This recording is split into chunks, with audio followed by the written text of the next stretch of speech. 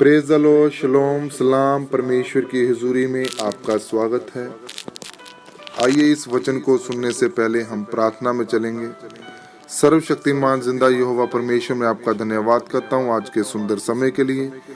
ये वचन जो इनकी जिंदगी में मैं बोने जा रहा हूँ, पता ये वचन 100 गुना को फल को लेके आए परमेश्वर, और हर अंधकार की शक्ति इस वचन को चुराने न पाए परमेश्वर। ये वचन को सुनने वाले नहीं पिता, उस पर चलने वाले बने पिता। आज के वचन के द्वारा इनसे बात कर कि जिंदगी एक संघर्ष नहीं है पिता। आज वचन की जिंदगियों की तख्ती पर छप जाए परमेश्वर। सारी इज्जत सारी महिमा मैं तुझे देता हूँ, यीशु के जलाली नाम से मांगते हैं, आमीन आमीन। आइए आज हमारा टॉपिक है जिंदगी संघर्ष नहीं है।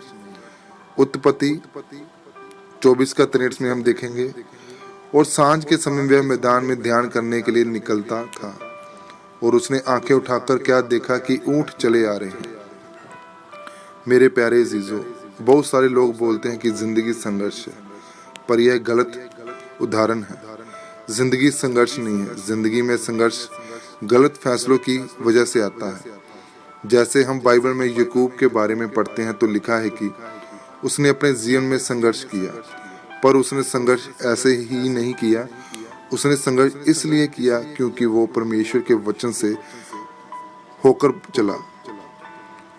उसने अपने भाई को धोखा दिया, फिर उसको वह भागना पड़ा। फिर उसने दूसरा गलत फैसला लिया, 7 साल अपनी पत्नी के लिए सेवा की। यह संघर्ष उसने अपनी गलत फैसलों के कारण लिया।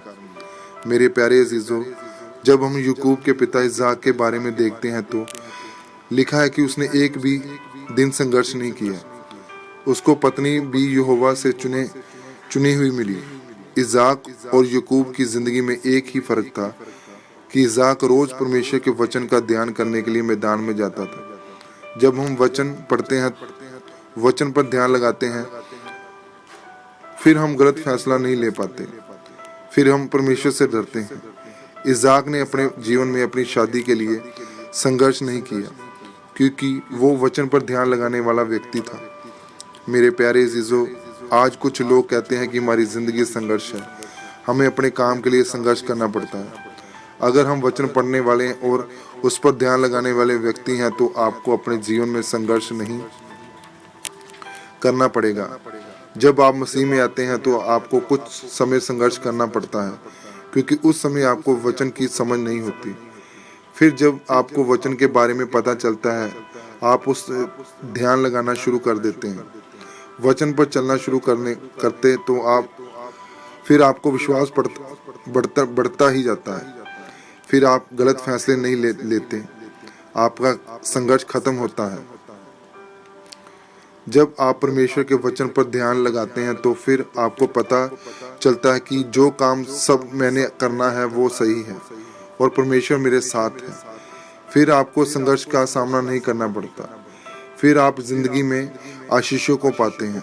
इसलिए my dear brother and sister, अगर आप चाहते हैं कि आप अपनी जिंदगी में संघर्ष ना करें तो फिर आप भी इसहाक की तरह परमेश्वर के वचन पर ध्यान लगाएं और उन पर मनन करें। फिर आप भी अपने जीवन में सही फैसले ले पाओगे। फिर आपको संघर्ष नहीं करना पड़ेगा और आप एक आशीष जीवन जी पाएंगे। इस वचन को सुनने और सुनाने में हम मांगते हैं यीशु के सामर्थी नाम से, आमीन आमीन। आइए ये प्रार्थना मेरे पीछे बोलिए।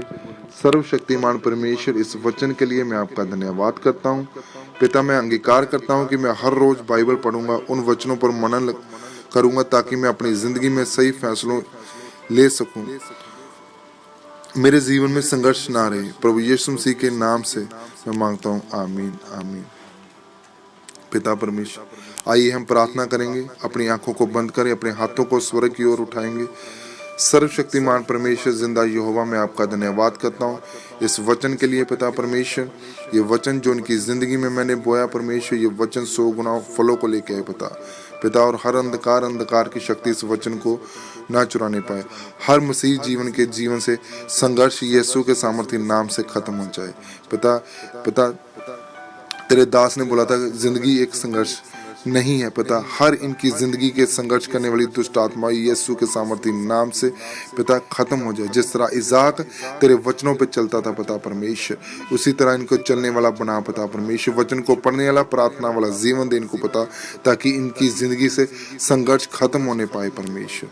पिता तू सचमुच दया का सागर है, दया का धनी है पिता परमेश्वर। से बातें कर अपने वचनों के द्वारा पिता, अपनी प्रार्थनाओं के द्वारा पिता।